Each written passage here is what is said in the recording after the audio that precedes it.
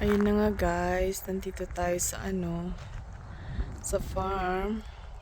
Dito tayo nag-barbecue. Ayun doon sa taas doon. Kanina. Sa anniversary ng ating sister dito. So may mga bagong tanim siya dyan sa baba. Oh. Gusto ko to. Dalawa yung parang look at that.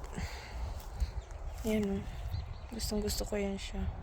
Ganda ng kulay. May yan.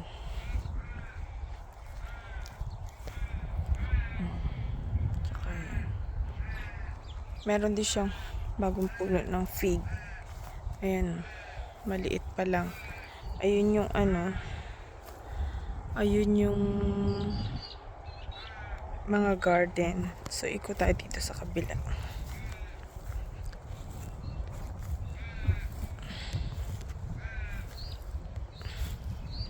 Ayan.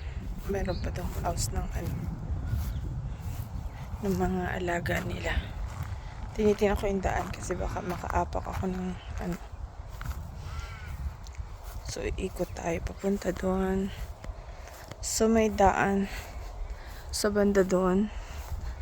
Papunta doon sa kabila pang mga patik nila. Ikot tayo dito. Ayan. Andun kasing entrada.